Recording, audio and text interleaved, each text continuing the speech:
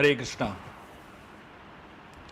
Om Agyantimirandasya Gyananjana Shalakaya Chakshurunmilitam Yena Tasmai Shri Gurave Namaha Shri Chaitanya Manobishtam Stapitam Yena Bhutale Swayam Rupa Kadamayyam Dadati Swapadantikam Vandeham Shri Guru Shri Yutaha Padakamalam Shri Gurun Vaishnavamscha Shri Rupam Sagrajatam Sahagana Raghunatam Vitam Tam Sajivam Sadvaitam Savadotam Parijana Sahitam Krishna Chaitanya Devam Shri Radha Krishna Padan Sahagana Lalita Shri Vishakhanvitamscha He Krishna Karuna Sindhu Deenabandhu Jagatpate Gopesha Gopika Kanta Radha Kanta Namostute Tapta Kanchana Gaurangi Radhe Vrindavaneshwari Vrishabhano Shute Devi Pranamami Hari Priye Vanchakalpatarubhyascha Kripasindhubhyevacha Patitanam Pavanebhyo Vaishnavebhyo Namo Namaha Jai Shri Krishna Chaitanya Prabhu Nityananda Shri Advaita Gadadhar Shri Vasadi Gaura Bhakta Vrinda Hare Krishna Krishna Krishna Hare Hare Hare Ramo Rama Ramo Hare Hare Hare Krishna. We would like to welcome all of you all to the Applied Bhagavatam classes. We are on the third canto of Srimad Bhagavatam, and this is the first session of the third canto of Srimad Bhagavatam, and we will be operating in a completely online mode for the next several months, because Bhaktivedanta Hall of ISKCON Chapati, where we usually have the classes offline and simultaneously online, is going through a major renovation. For the next 4 or 5 months at least, the hall will not be available, and therefore we'll be doing the classes completely online. And going forward, the classes will start sharp at 7:30 and end by 8:30 or so, because there's going to be no kirtan, etc. So we'll just be sticking to the classes, and hopefully we will be focusing on the content of the Srimad Bhagavatam. And hopefully the whole of the third canto of Srimad Bhagavatam we should be able to complete in this duration, maybe a little of the fourth canto also.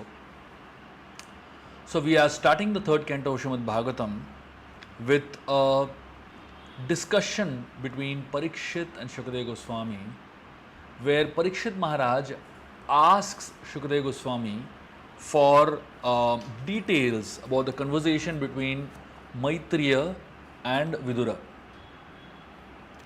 So Maitreya and Vidura, they have been having a very beautiful and a very sorry, just one second.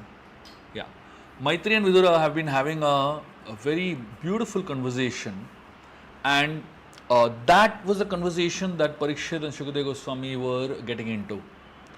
To get into that conversation, Shukadeva Goswami explains to Parikshit about a context. The context which Shukadeva Goswami explains is how Vidura comes in touch with Maitreya. To explain that context, Shukadeva Goswami builds up a lot of background towards Vidura. So today's session is going to be the first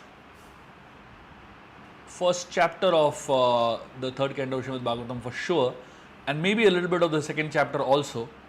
I'm not sure whether I'll reach the third chapter of the third canto today, but let's see how it goes. This one discussion between which is going to be about the life of Vidura is one of the most profound and beautiful discussions of Srimad Bhagavatam, and I didn't want to hurry it, so I'm going to go in detail about the making of a Mahatma.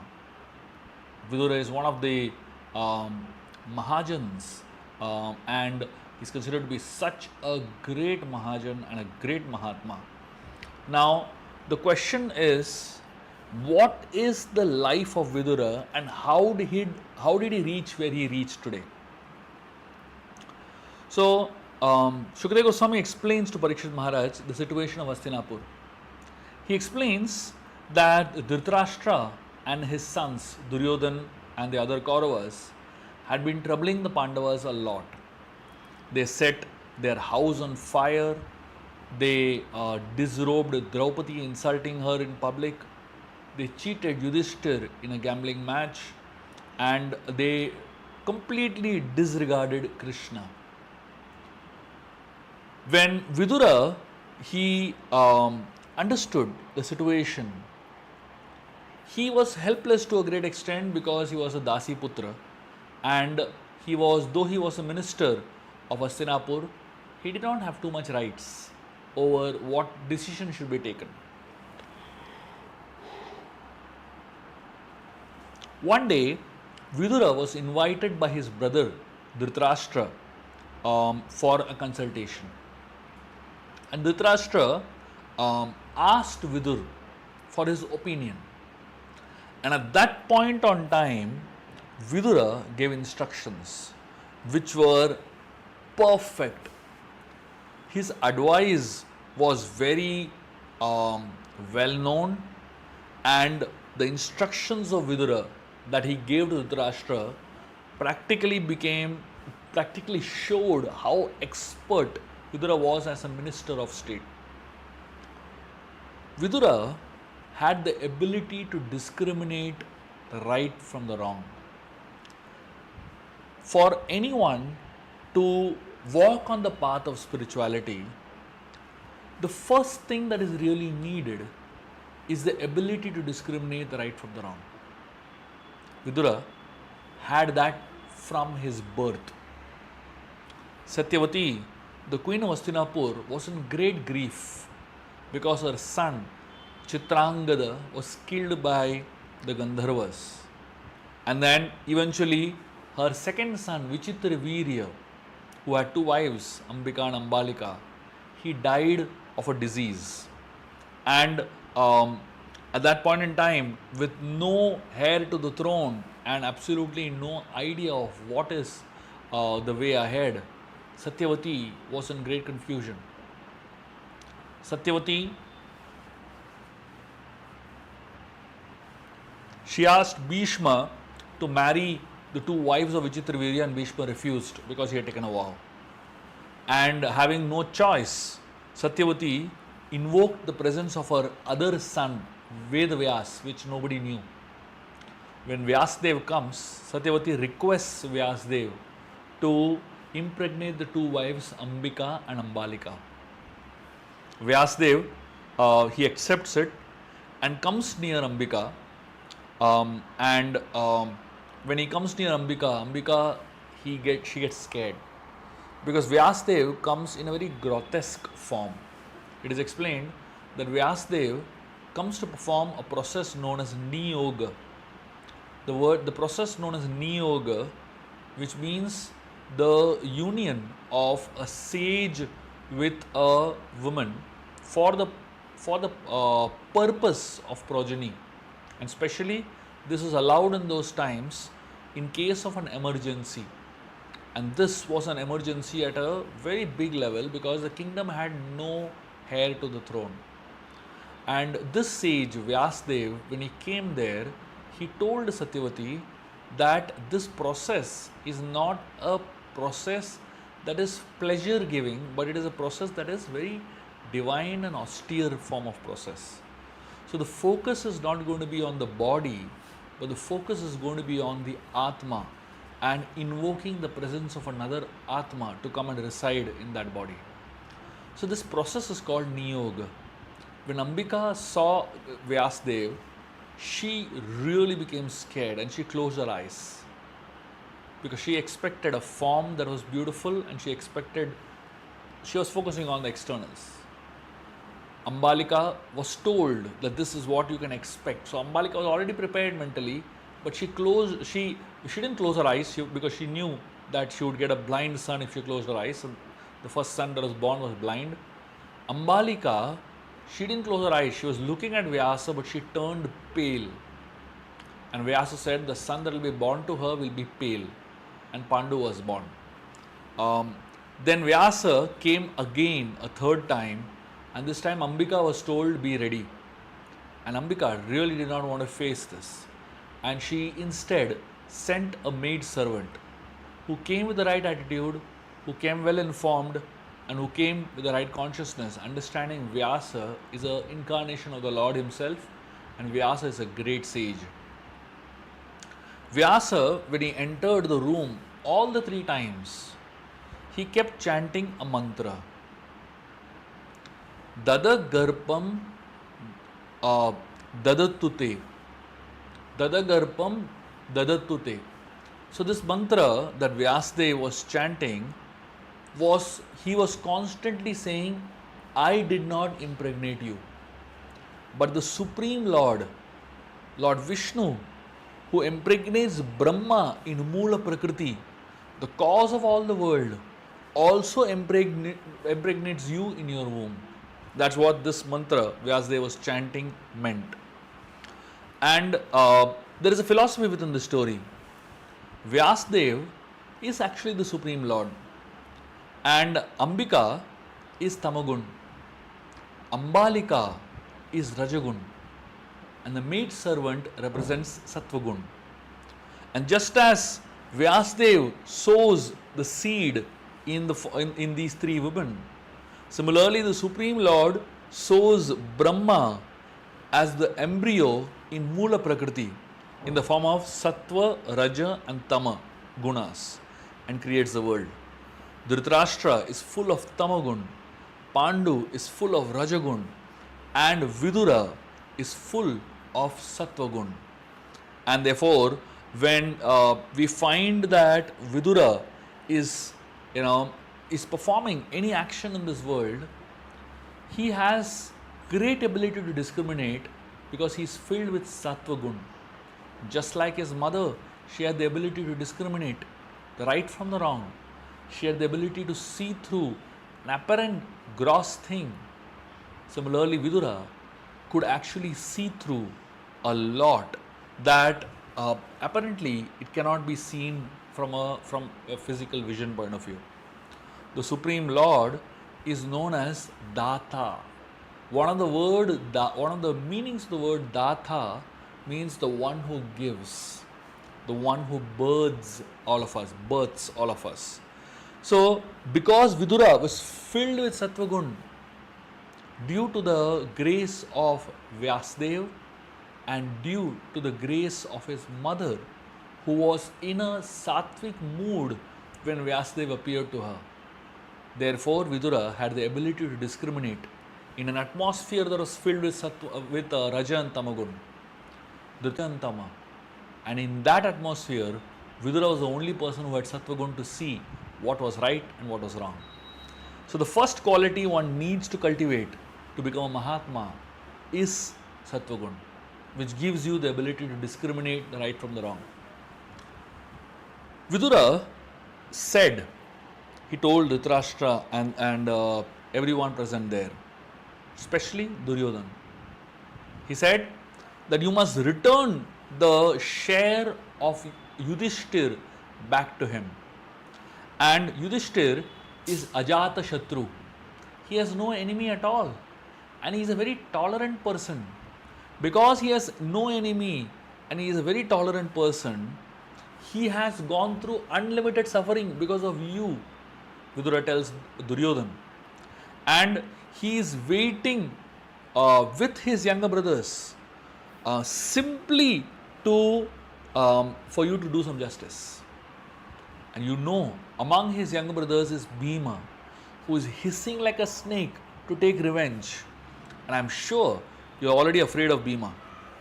And he said, not only is Yudhishthir Ajata Shatru and he is such a great person, but Lord Krishna, the Supreme Personality of Godhead, himself has accepted the Pandus, the sons of Pandu, as his own people.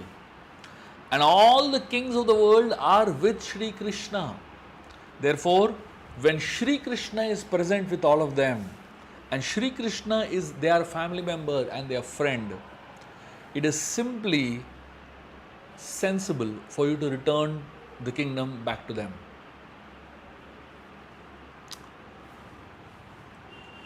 When the Pandavas came to the Kaurava assembly, when Krishna came to the Kaurava assembly as a Pandava Doot, Duryodhan and all his friends, they had already made a plan.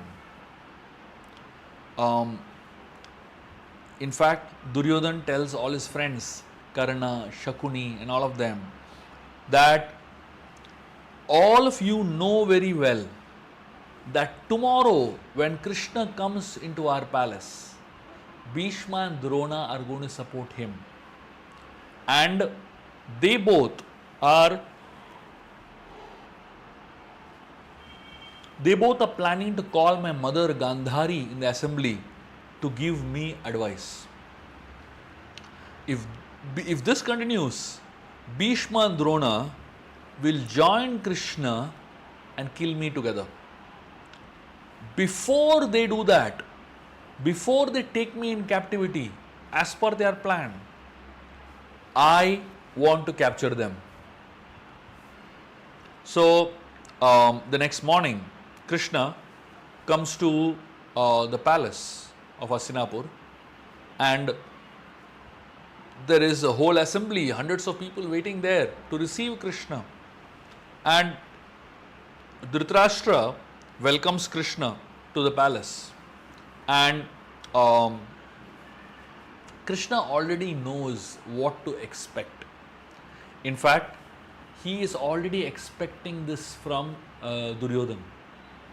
He comes to the palace, he starts discussing as a peace messenger, and things start becoming heated up. And at some point of time, Duryodhan blurts out his plan. He tells Krishna, "Oh Krishna, you have come here to capture me and take me to the Pandavas. Before you capture me, I am going to capture you." Krishna starts laughing loudly.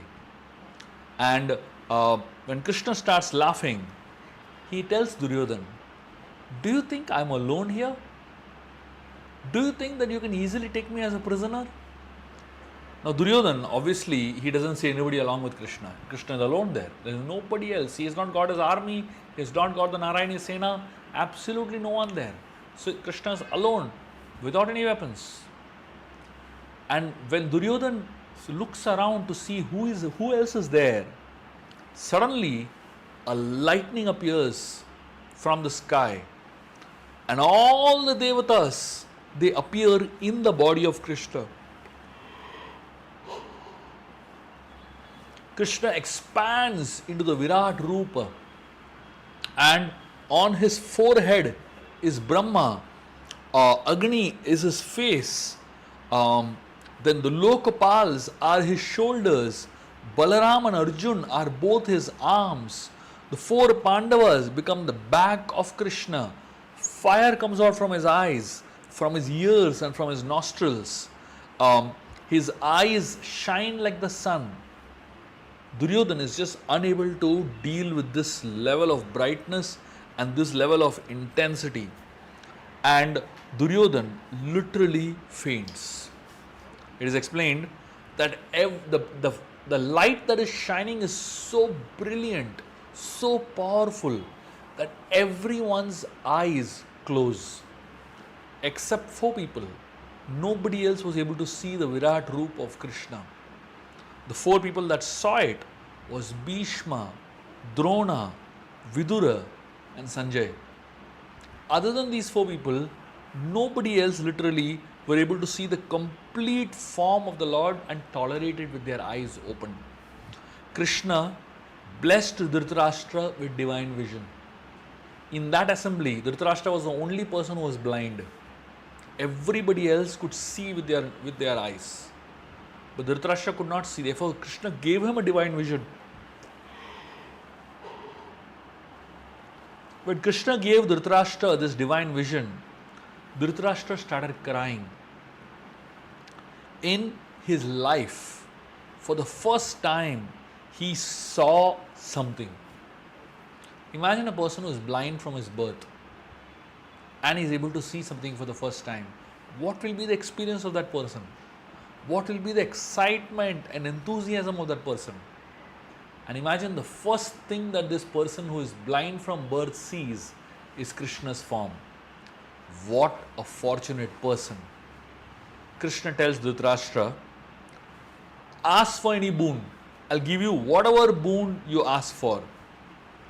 Dhritarashtra, he tells Krishna that, my dear Lord, I have seen this form of yours.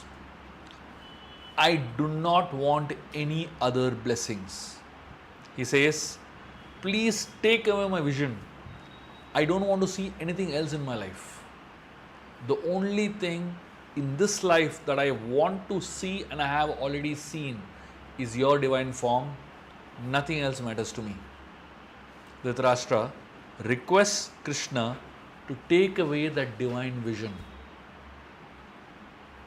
All of us, we need divine vision to see. There are two types of vision. There is mundane vision, with which we can see things around us. But it needs divine vision to see the higher truth. Vidura, he had divine vision. And because Vidura had divine vision, he could see Krishna's role in the life of the Pandavas. He could very clearly see how Duryodhana is completely displeasing Krishna. He could very clearly see what is right and what is wrong. The greatness of great sages is this vision, which is called Divya Prakash. Prakash means light. Divya Prakash means divine light. And for us to see anything, we need light. If there is no light and there is total darkness, you can't see anything. And therefore, we need light. Similarly, in our life also, there are many times, many situations where everything becomes hazy and dark. Whenever we go through situations where everything becomes hazy and dark and we are not able to see clearly, we need Prakash, Divya Prakash. And when we have that Divya Prakash, even if there is utter darkness, we can see clearly. And therefore here, Vidura, he could see clearly that Duryodhana is messing up. He could see clearly Krishna is with the Pandavas. And based on that, Vidura, and of course, now he has seen the Virat Rupa. There is nothing else that Vidura would ever want to see in his life. He has experienced the highest. Now, after Vidura, he is consulted by Dhritarashtra, and Dhritarashtra asks him, please tell me what should we do. For the first time in Vidura's life, he speaks courageously and openly.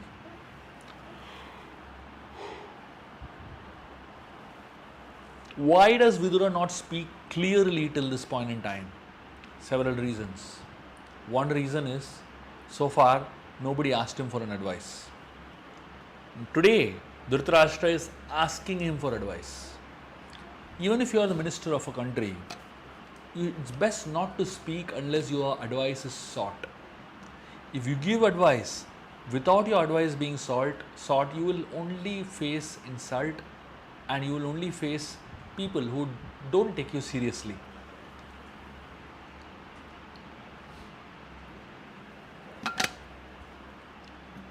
When Dhritarashtra asked Vidura for advice, Vidura spoke courageously and clearly. Vidura tells Dhritarashtra, you are maintaining offense personified, Duryodhana. Your son Duryodhana is offense personified. And simply because he is envious of Krishna. And because you are maintaining someone who is not a devotee of Krishna, you are also devoid of all auspicious qualities. relieve yourself of this inauspiciousness and do good to your whole family.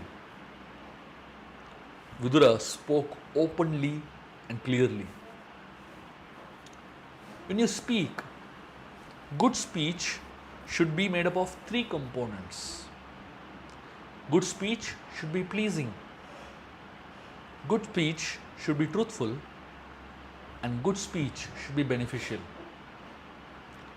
Of these three things, being pleasing, beneficial and truthful, of these three things, the first two are most sought after, being beneficial and being pleasing. But being truthful is not exactly the most sought after thing in speech. When you speak pleasing, that means you're trying to please someone, it's called appeasement. Appeasement can be forsaken for the sake of truthfulness and for the sake of benefit. But for the sake of pleasing, that means you can reject truthfulness. You can reject appeasement for speaking something that is truthful and speaking something that is beneficial. But you can never reject truth for the sake of appeasement. Sometimes we are scared to tell someone the reality. We like to speak things that are pleasing to others. But sometimes when we speak the truth is not always pleasing. It might be bitter. It might be too heavy for another person to digest. So appeasement should not come at the cost of truthfulness and benefit. If you really want to benefit somebody, it may not be pleasing to that person. It might even sound very harsh to that person, but that's the truth they have to hear. When someone is speaking, we should try to have all these three things in our speech. That means it should be truthful, it should be pleasing, and it should be beneficial. But when someone is hearing, we should not take pleasing seriously. Don't look for pleasing words. Look for truthful words. Look for beneficial words. Don't look for only pleasing words. So when Duryodhan would hear, he would always want to hear words that please him. But sometimes when he would have to hear the truth which does not please him, he would not like it. And therefore, it is important that an advisor gives advice that is not simply based on pleasing the other person whom he is advising, but based on what is pleasing, beneficial and truthful. And if you have to sacrifice one of these three, sacrifice pleasing.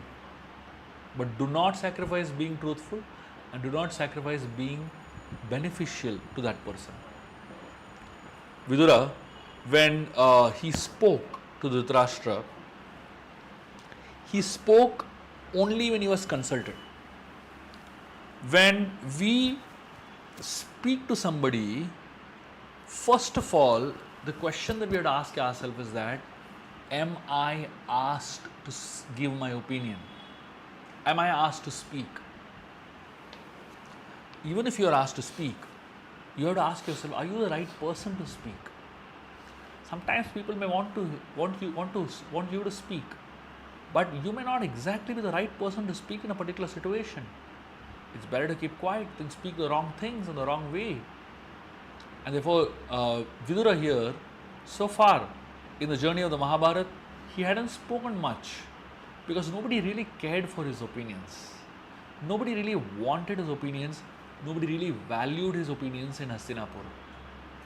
And though Vidura was such a great scholar, though Vidura was so knowledgeable, his opinion was not sought after. Shakuni, who was far, far inferior to Vidura, his opinion was taken very seriously. And Vidura's opinion was not at all taken seriously. So it is explained that there are three types of advisors and there are three types of advisors. The first type of advisor is called Uttama Purusha. Uttama Purusha are exemplary men who discuss and seek counsel from great men concerned about their welfare, those who are very expert at deliberating before making decisions, and only when such advice is sought, after considering such advisors consider the pros and cons of every circumstance, and they rely on the grace of God, and then they give an advice. Such advisors are called as Uttama Purusha. The second category of advisors are called as Madhyama Purusha. So basically, Madhyama Purushas are mediocre people who have independent thinking but don't want advice from anybody. You'll find such people all around the world. These are people that are not interested in your advice. They arrive at their own conclusions and with great faith in their own abilities, but they also depend on the grace of the Lord, and they immediately take action. This is the second category of people called Madhyama Purushas, those who are seeking advice. The third category of people are called as Adhama Purushas. So the first category are people who willingly go and seek advice and they follow it nicely. Second category of people, they don't seek advice so much, they use their own independent thoughtfulness and they rely on God, and they seek and they do what is best according to them. The third category of people are the worst. They are called Adhama Purusha. They don't listen to any advice, and they don't rely on anybody, including God. They take random decisions without even considering pros and cons. At least Madhyama Purushas consider pros and cons and then take a decision depending on God. Adhama Purushas don't even look at pros and cons, and they just randomly take decisions, and they, even when they decide, they keep procrastinating. They don't even implement the decisions that they have taken. So these are the most incompetent of the three. So we're talking about first people who are seeking advice. They fall under these three categories. But advice itself falls under three categories.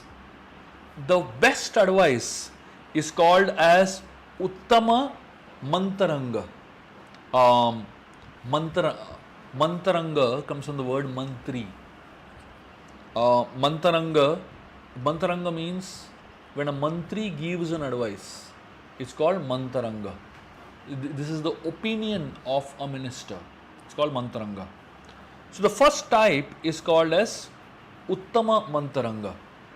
So Uttama Mantaranga means the ultimate advice, or it is called the best type of advice. What is Uttama Mantaranga? The best kind of advice is an advice that comes from collective opinion of many like-minded men who are thinkers. They are all on the same page and they have no difference of opinion. These arrive at a conclusion after objectively examining facts, and they carefully analyze and discuss based on scriptures, and then they come up with an advice which they all agree upon. This is called Uttama Mantaranga. This is the best type of advice that you can get in your life. The second type of advice is called Madhyama Mantaranga. Madhyama Mantaranga is advice that is given after a lot of thinking and deliberation. And it is considered to be a second class advice because it is arrived at after several conflicting opinions. That means all the parties that are trying to form an opinion, they fight a lot and then they say, fine, this is what we agree upon. Because this is considered a second class advice because the advisors, they are not exactly fully agreeing to the advice. But because to keep harmony and to keep things together, they all agree to some things and they come up with an opinion. This is the second type of advice. The third type of advice is called Adhama Mantaranga. It is actually not an advice at all. Here, all advisors have divergent opinion. They don't agree to each other at all. And after a long discussion also, they don't come to a conclusion. And such advice given by advisors who don't budge from their opinion and who are indifferent to other people's opinion, when they give an advice, that advice is worth running away from. It is not at all beneficial. So the first class advice, it helps you fly. The second class advice, it helps you float. And the third class advice, it helps you sink. So Vidura obviously gives the first class advice, the topmost type of advice. And but the only problem is that is the person who is coming to seek the advice the topmost.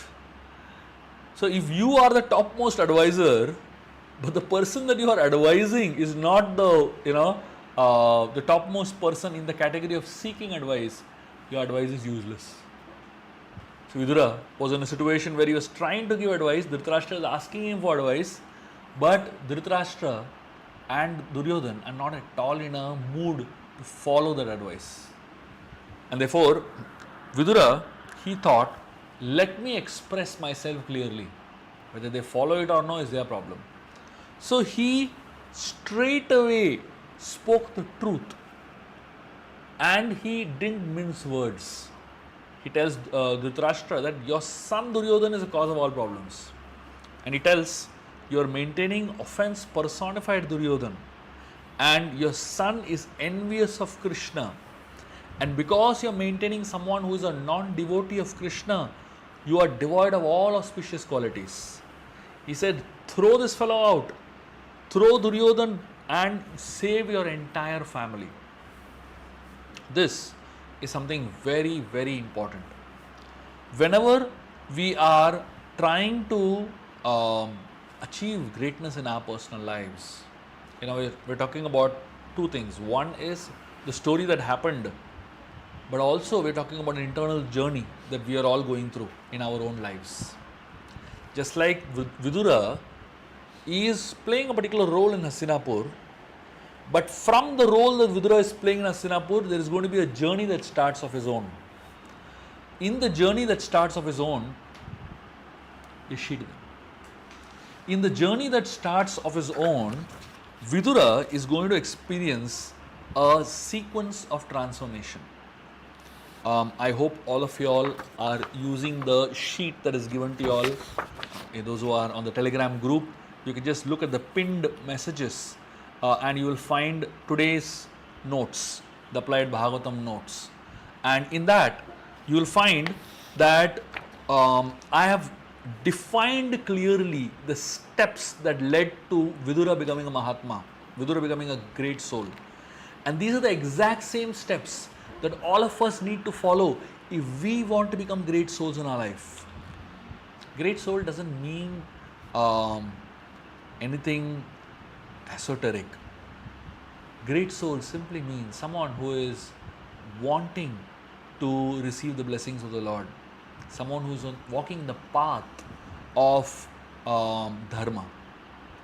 So Mahatma Vidur walked on the path of dharma, and the first thing that he had to imbibe is sattva gun, which gives him the ability to discriminate the right from the wrong. The second thing was that he was always respectful to the Lord and his devotees, even when he was in the middle of atheists. Third thing was he spoke the truth courageously. The fourth thing was that he gave advice when asked for.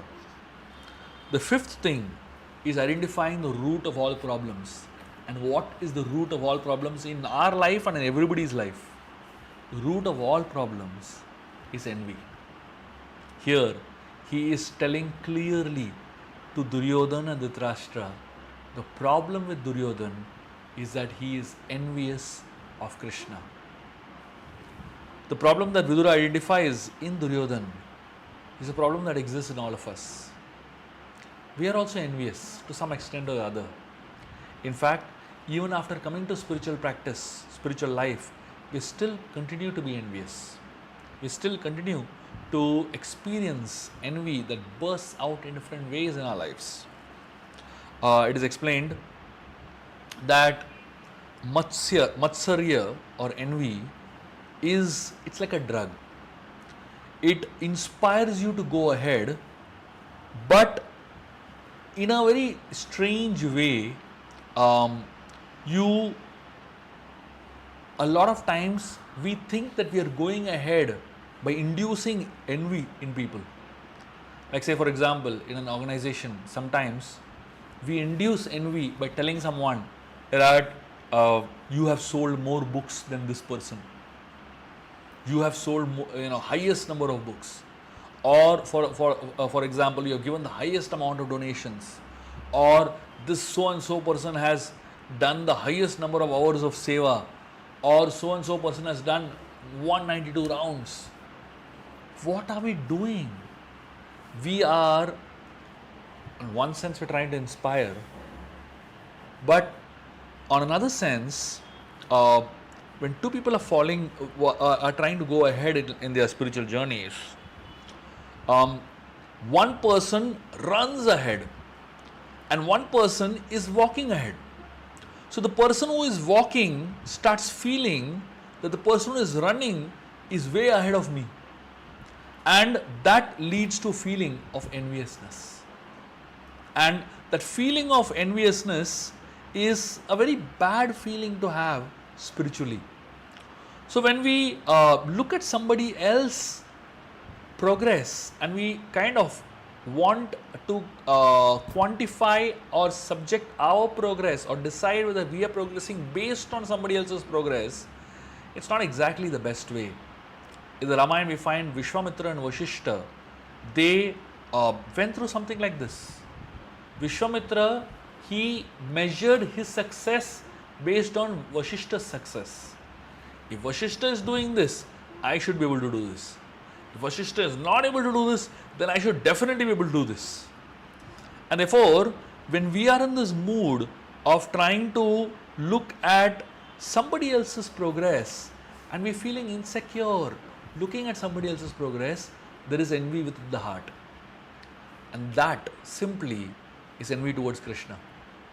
If you're envious towards somebody else's talent, if you're envious towards somebody else's progress, if you're envious towards somebody else's abilities and achievements, we're envious about one aspect of Krishna. If you study the scriptures and you study the life of great devotees, whether it is in the Ramayana, in the Bhagavatam, in the Mahabharata, you will always find that great souls, they don't have envy in their hearts. They are empty of enviousness. They have no ill feelings towards one another. You will never find Lakshman becoming jealous of Bharat. You will never find Bharat becoming jealous of Hanumanji. You will never find one of the Gopas envying another Gopa. You will never find Nanda Maharaj envying Vasudeva. Or you will never find Devaki envying Yashoda. These feelings of envy don't exist among devotees.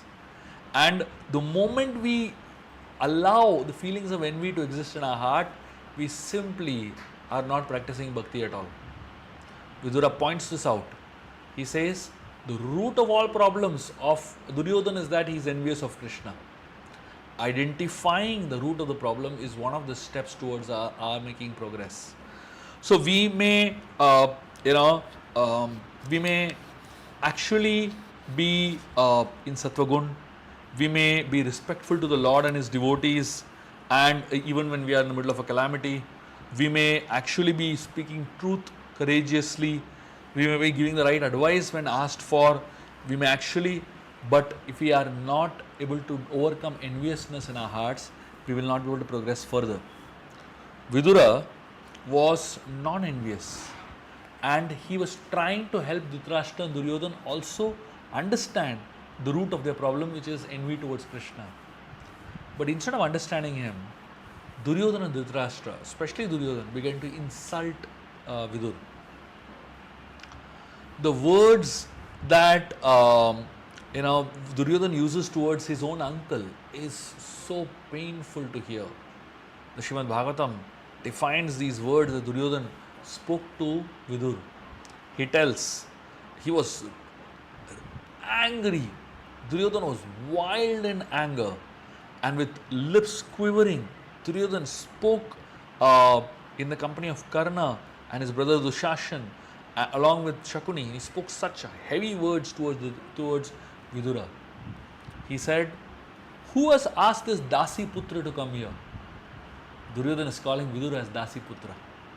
He's telling him, who has asked this Dasi Putra to come here? He is the son of a kept mistress. He is crooked, and he is so crooked that he spies in the interest of the enemy, and he spies those very people under whose support he has grown up. And Duryodhana says, throw him out of the palace immediately and leave him with nothing except his breath. Now imagine, a nephew is talking like this about his uncle. That is the nature of Duryodhana. And obviously now when Vidura hears this statement, he becomes really hurt. He becomes very sad and very disturbed. Vidura, he gathers himself. He's pierced in his heart. His ears are in agony hearing these words. To the core of his heart, he is experiencing pain. He keeps his bow and arrow down, and he keeps it at the door of the palace, and he walks out of the palace of his brother. And he was not at all sorry that he has lost everything. He is not at all sorry that he is walking out of the palace at that point in time. He understands that whatever is happening as a desire of the Supreme Lord. Insult does not affect him. Every single person who is a Mahatma will go through insult. In fact, the people that he loves the most sometimes insult him the most. In fact, anybody who is a part of this material world will be subjected to insult in some form or the other. It may be your family members that insult you. It may be some strangers whom you are working with who will insult you. It could be that you get insulted by strangers on the street. The nature of this material world is that there will always be somebody who is trying to pull you down, and someone who is trying to pierce your heart with such heavy words. Being unaffected by insult is very, very important. Most of us, we don't have a way to process shame and insult. Most of the time, when we go through shame in our life, when we go through insult in our life, we take it very personally, and we make it so much a part of our life that it actually transforms into guilt. And the funny part is, those who are supposed to be actually feeling guilty, they are totally shameless. There's a very interesting story that Yudhishthir, after the war is over, when Duryodhana and all the Kauravas are dead, he is crying and lamenting how he is the cause of all the death that has happened. And with this crying and lamenting situation, Krishna takes him to Bhishma. And Bhishma tells Yudhishthir a fantastic story. And Bhishma tells Yudhishthir, I told exactly the same story to Duryodhana, and I'm going to tell you this story. And Bhishma tells Yudhishthir the exact same story. What does he tell him? He tells him that many years back, there was a hunter who was had laid down a snare, a net, to catch birds. So there were two birds that were flying, and one of the birds looked at the other bird and said, hey, look down there. There is a lot of juicy grains. Let's go and eat them. Together they landed on the grains, and they began to peck and eat on the grains. Only after they ate, they realized they made a big mistake because their legs were stuck in the net. And they tried to remove the legs out, but they were badly stuck. And the two doves, the two birds started blaming each other. One bird said, every time you see grains, you want to stop and eat. Now look at this. We are in a trap because of your, uh, you know, untimely and voracious appetite. Why can't you just control yourself? One bird started telling the other bird, and the other bird said, how dare you find fault in me and my appetite? Did I drag you here? I only told you that there is grains over here, and as far as I know, you pounced on the grains. And so they were just arguing one after another. In the meanwhile, the hunter was coming running towards them. And when the two birds, they saw that the hunter is running towards them and they are very badly trapped, they spoke to each other and they said, see, let's stop fighting for some time and let's just together put our energy on tricking this hunter and getting away from here. Both the birds decided, we'll flap our wings together, and when we collectively flap our wings together, we would fly with the net. And when the hunter was about to reach close, both the birds together they flew, and the net flew along with them.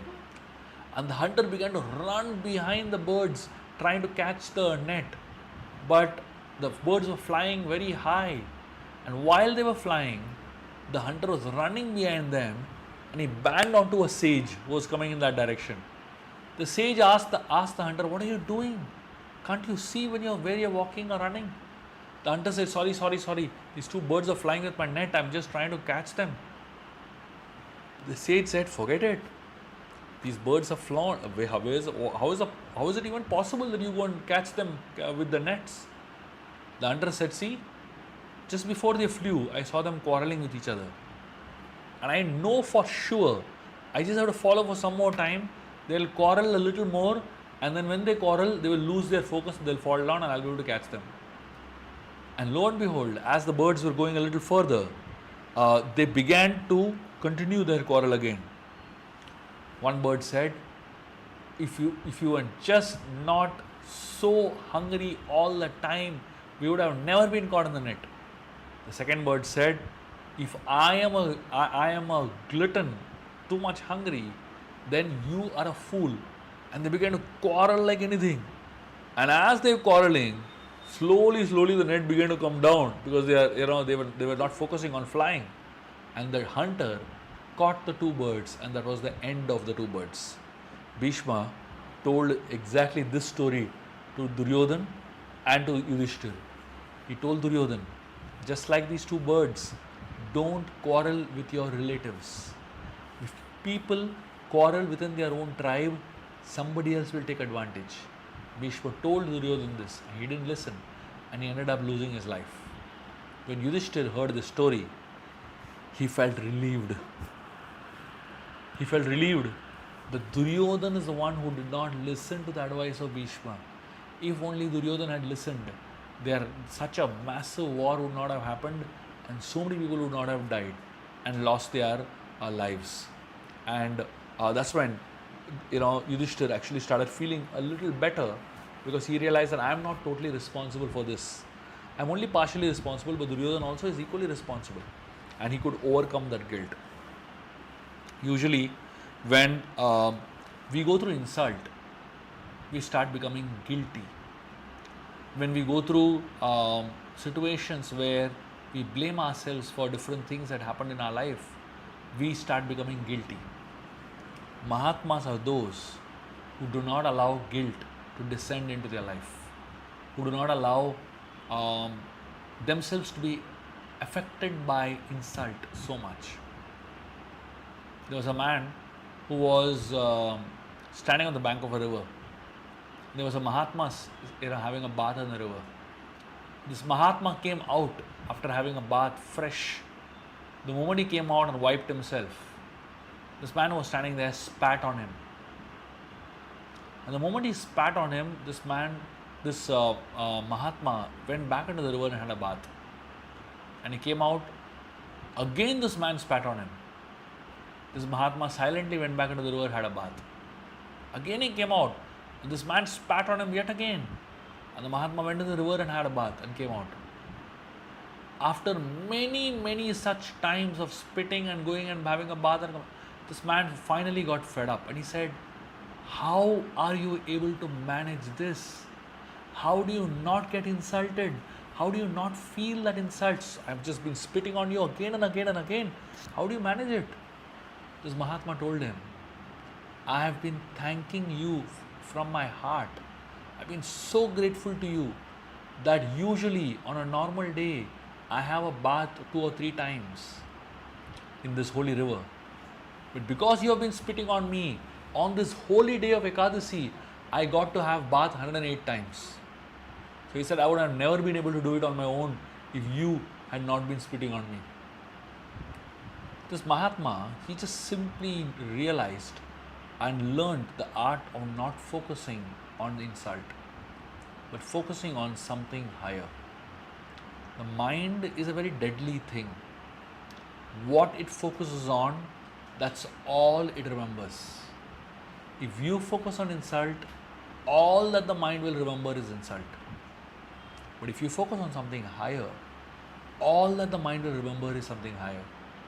You study all of the pages of Srimad Bhagavatam, in fact, you study all of the scriptures, you will always find one thing in common among all the Mahatmas. They do not focus on the insult. They do not give the mind so much of strength that it focuses on an insult, but they empower the mind to focus on something higher and remain unaffected by that insult. Just like Vidura, we also will face series of insults in our personal lives. And every time we face series of insults, let us not focus on the insult, but let us focus on something higher and something beyond. Vidura, rather than focusing on the insult, he started taking a philosophical approach towards looking at that situation. What did he do? This is the seventh thing that Vidura did. He started looking at setback philosophically. So when he was being pierced by arrows through his ears and the arrows that afflicted the core of his heart, Vidura, he quit. He left the palace. But he was thinking that this is the act of the external energy of the Supreme Lord. The Maya Shakti of the Supreme Lord, the external energy of the Supreme Lord, the destiny, the hand of destiny is so powerful that it can make anyone do anything. And we simply are puppets in the hands of destiny. And he began to look at the entire thing from a philosophical point of view. I'm going to tell you all a very interesting and a very beautiful short story now.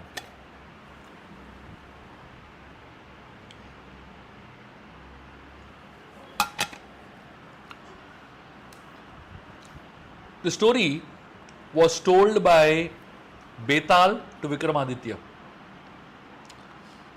Every time Vikramaditya got Betal and caught him and brought him back home, when he was on the way, Betal would tell a story. And if Vikramaditya answered the story rightly, then the Betal would not harm him. But if he did not answer the story rightly, the Betal would destroy him. But the condition also was that, when Vikramaditya carried the Betal with him, he is supposed to remain silent. But Betal would ask such provoking stories that Vikramaditya would have to speak. One such story is this. One time there was a Brahmin whose name was Krishna Katha. And this Brahmin was a great student and eventually he became a very great scholar. His father began to think of arranging the marriage of this boy whose name was Hari. And eventually, before his father Krishna Katha could arrange for the marriage of his son Hari, he died. Hari was very heartbroken and he continued living his life without his father, but he started doing taking on all the responsibilities of his father. And at one particular ceremony, he met a woman whose name was Lilavati. They fell in love with one another and they decided to get married. The family supported it and it was a perfect marriage made in heaven. And they were so happy.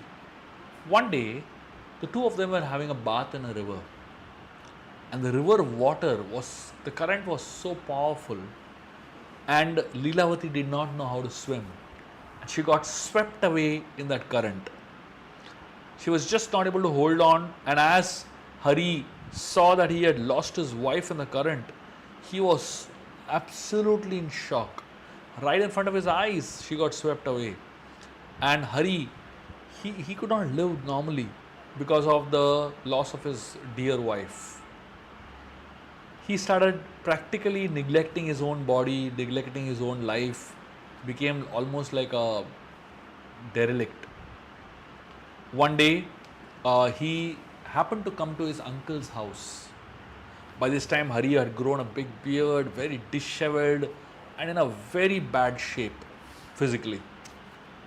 His uncle saw that this boy had become completely wasted, and he decided to allow him to stay for a few days and nourish him.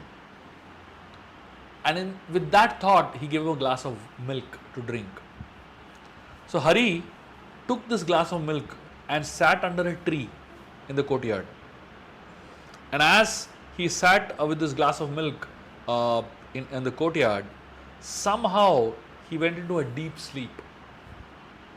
And a snake happened to come by, and the snake, it dropped its venom in the milk which was inside that glass. When Hari woke up after some time, he didn't know about the snake dropping its poison in the glass of milk, and he just drank it. And as soon as he drank it, he immediately realized that it is poison and he's about to die. He ran inside, dying of poison, and while dying, he just told his uncle the last words, "Why did you poison me? What did I do to you?" And then he died. The uncle froze in fear. He could not even think that he would do something like this. And the uncle's wife, she heard this boy dying and the last words that the boy said. And the wife totally lost confidence in her husband. And she actually believed that her husband had poisoned this boy. And his wife ran and jumped into the well and ended her life. Now, this uncle was left alone now. Dead wife jumped into the well, dead nephew who died out of poisoning, blaming him for it. Now, Betal asked Vikramaditya, who was responsible for the death of the uncle's wife? Can you tell? So, Vikramaditya started thinking. And immediately he said, Hari cannot be blamed for the death of his wife because he was not even alive. And especially when Hari blamed his uncle for his own poisoning, you can't even blame Hari because when a person is in a deluded state of mind, in a poisoned state of mind, he cannot think clearly. So then Betal asked, so was the snake at fault? Vikramaditya said the snake is naturally, the nature of the snake is to spit venom. So the snake cannot be held responsible. It doesn't have choices over its actions. Then Betal asked, then who is to be blamed? Vikramaditya said something very interesting. He said, the only thing that you can blame for the death of the uncle's wife is destiny. There are some things in life where you cannot explain why something is happening to you in your life. Somebody might insult you, but you don't know why they are insulting you. Somebody might turn against you. You don't know why they are doing so. Somebody might act hostile towards you. You have no idea why that is happening. In life, things do happen. That's the nature of this world. And then that's the nature of destiny. Whenever you come across a situation where you can't understand what's happening and you do not have a logical answer for what is happening and why it is happening to you in your life, that is the time to take a philosophical approach towards the problem. Philosophical approach helps you deal with the burden of guilt, deal with the burden of insult, deal with the burden of blame, and deal with the burden of so many questions that have no answers. Destiny is powerful. We find in almost every scripture, you'll find stories like this, where something happens to a person where they don't have any control over it. Like for example, Chitraketu, he had one son, and the wife that gave birth to the son, she loved him so much, and Chitraketu naturally loved his wife so much. But all the other wives of Chitraketu became envious of this wife who gave birth to the child, and they poisoned this wife, and the son died. Now, who is to be blamed? Obviously, the wives are to be blamed.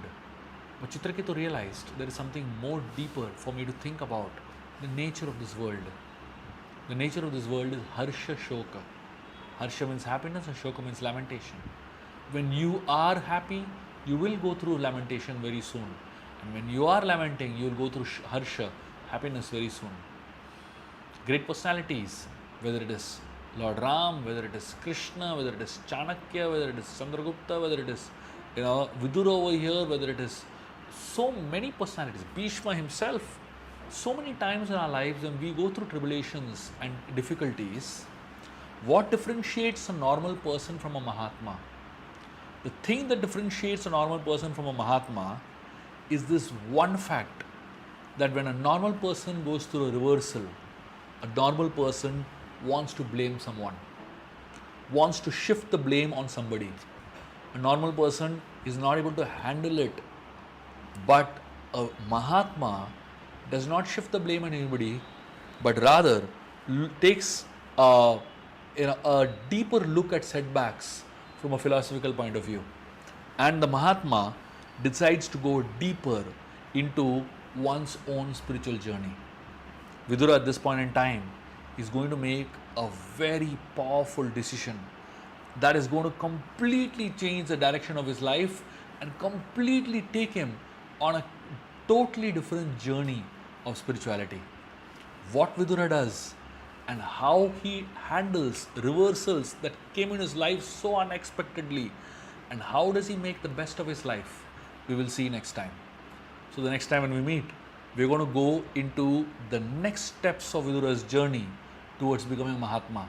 So far we covered 7 steps of the 14 steps that are there for Vidura becoming a Mahatma, and Vidura's transformative journey from what he was, being a minister of Hastinapur, towards becoming one of the greatest personalities, having conversations with personalities like Uddhava and Maitreya. The kind of conversations, the kind of deep conversations that Vidura has with Uddhava and Maitreya indicate that he is no more that person that he was. But he went through a tangible transformation in his journey to make him one of the most sought after and one of the most powerful personalities who reached the pages of Srimad Bhagavatam. If he had perhaps remained a minister in Hastinapur, he would have remained in the pages of the Mahabharata. But what he does at this point in time, during the greatest reversal, during the greatest upheaval of his life, when he was insulted like anything, when he was kicked out of his own kingdom, what he does moves him from the pages of Mahabharata to the pages of Srimad Bhagavatam forever. And that's the journey that all of us have to take. Life is Mahabharata. Life is a war. But how do we move from the war of life, from the battle of life, towards the pages of Srimad Bhagavatam, where there is tranquility, where there is divinity, and where there is a higher purpose? That's what Vidura's journey is, and we'll continue on the journey the next time. Thank you very much. Hare Krishna.